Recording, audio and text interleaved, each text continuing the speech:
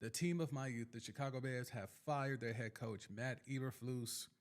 But yet, just like the Jets, just like the Giants, they will not do a full teardown. They will not do a full rebuild. This is why the Chicago Bears are a poverty franchise. The Bears have never, over the last, I think, 30 years, have never had a clean slate when it comes to a new coach, a new GM, and a new quarterback. There's been series of overlapping all throughout those 30 years. Either they've had a new coach, new GM, but an incumbent QB, or they've had a new QB, but a new coach, new GM, vice versa. However you want to mix and match all of those, there has never been a clean slate over the last 30 years where it's been new coach, new GM, new QB.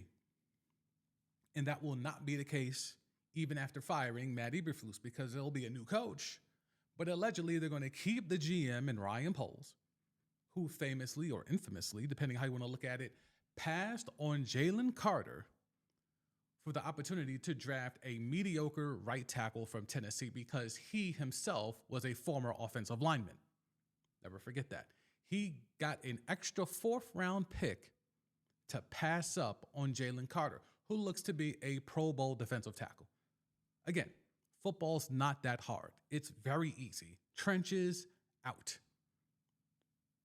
Your man's Ryan Poles thought he was building with the trenches with Roderick Wright from Tennessee. He's mediocre. He's a mid of mid. Meanwhile, Jalen Carter, who was sitting right there, had fell right to him because he's had some off-the-field concerns. Those same concerns have not translated at all over the first 2 years of his career, by the way. But those off-the-field concerns scared the Bears off and scared Ryan Poles from pulling the trigger, so he goes and takes a mediocre right tackle from the University of Tennessee. That guy they're going to keep. And this is why the Bears are a poverty franchise, because you have an opportunity here, because you have the QB. That's what everyone keeps saying. Caleb is him. Do I feel as strongly as others? Not yet. But I've seen enough to be like, yeah, well, he's definitely the future. Like, he's definitely the QB. Now, is he going to be the next Mahomes? Is he going to be the next elite top tier QB? I don't know about all of that, but I know for the Chicago Bears, he is the most talented QB, but he's the most talented quarterback in Chicago Bears history, off rip. Off rip. Now, what needs to happen is get him a coach that's worth a damn and go get him a GM that will not pass on Jalen Carter for Roderick Wright. That's what needs to happen in Chicago. But because that won't happen in Chicago, because Kevin Warren has basically professed from the mountaintops that Ryan Poles is going nowhere. So now, if you are a top-tier, upper echelon head coaching candidate, and you look at the Bears because, well, they got Caleb Williams. And, oh, by the way, they'll have upwards of allegedly $80 million in cap space, so they can go and buy some players. They have the QB. They have some guys locked in on the contract. You got Sweat on the defensive line. You've got DJ Moore as a leader on that offense. You've got Sweat for at least one more year. Okay, there's some things you could do dynamically, maybe, kind of, sort of, with the right coaching and the right GMing. But unfortunately, you can't have the right GM because you're stuck with an incumbent GM. So you're stuck with an incumbent QB in Caleb Williams, and you're stuck with an incumbent GM in Ryan Poles. Now, the Ryan Poles part is way more, hurtful for a head coaching candidate than the Caleb Williams thing. But not everyone was sold that, your man's Caleb Williams was the, without a doubt, number one purifier prospect. There were a lot of folks that believe that Jalen Daniels was better and is better than Caleb Williams. And if you just playing the results game of how their first, years have gone, Jaden Daniels does look to be the part more so than Caleb Williams. But there's a lot of reasons why it's not working for Caleb in Chicago, because that GM, that former offensive lineman, can't sign or draft any offensive lineman. You literally used to play the position. If there's one thing you should be good at, it should be knowing at that position, I know what works and what doesn't. He has shown no acumen whatsoever in that area. So now how does that translate? Caleb Williams has a piss-poor offensive line around him, and it has compounded his lack of having a breakout rookie season. They have given him a C minus, and that's me being generous, a C minus offensive line. They signed Nate Davis to a huge offseason contract to fortify that line and had to cut him in the middle of the year because of his lack of want to. The man didn't want to play. You based your whole offense, you based your whole offseason around the signing of this offensive lineman, a man who just took the check and didn't want to play.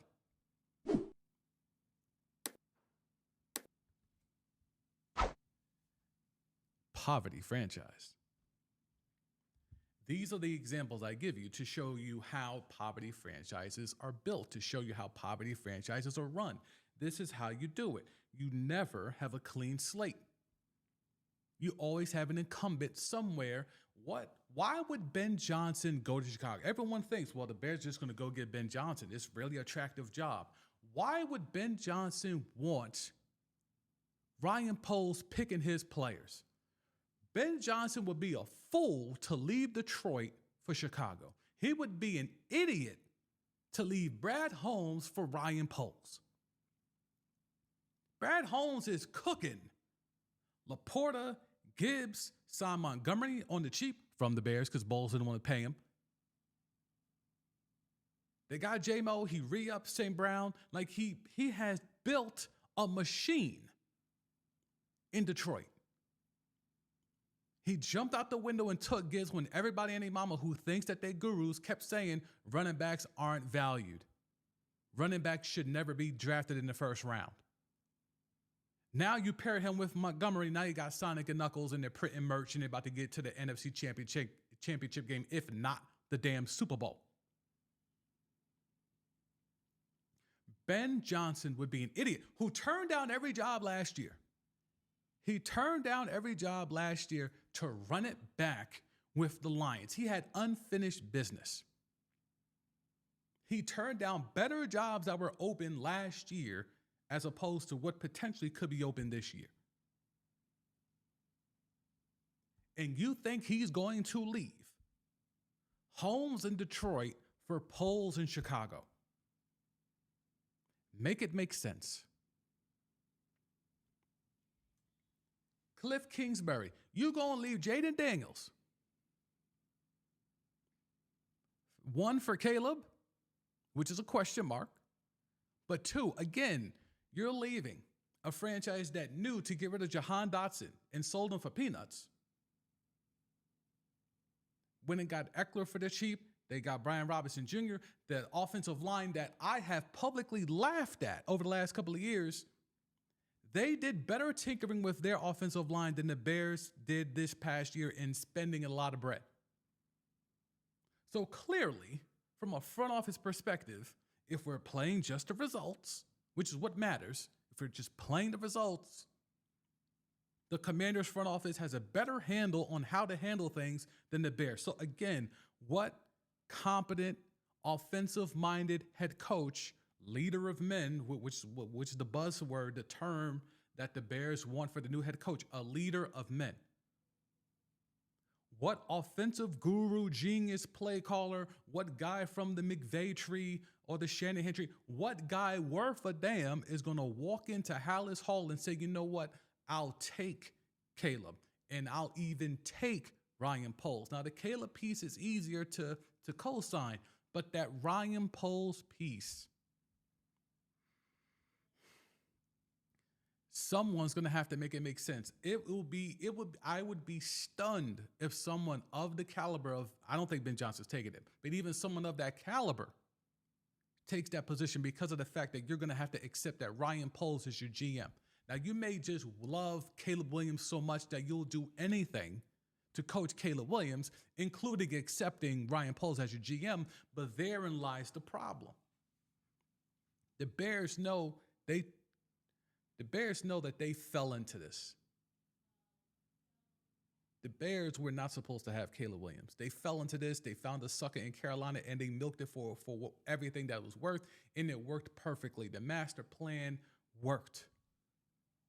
Now you have to take that plan and now execute and execute at high levels. And that's something that Ryan Poles has already shown you and proven to you. Look, I created the GIF of him, and I don't know if that was Kevin Warren, but someone else in the Bears, I think it was the assistant GM, but on the Bears draft room, they dapped up after making the trade with the Eagles and passing on Jalen Carter.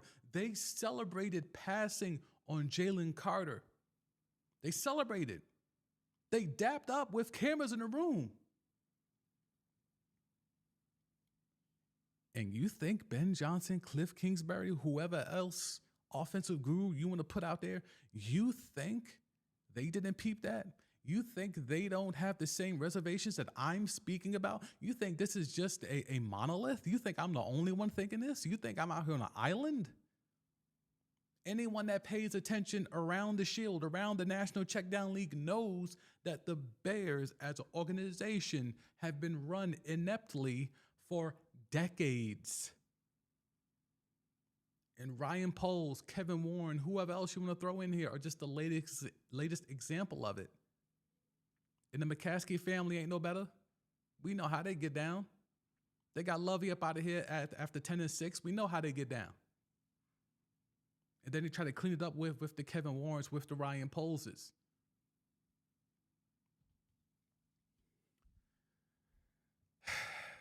The team of my childhood, the team of my adolescence, the franchise of my young adulthood is still a poverty franchise.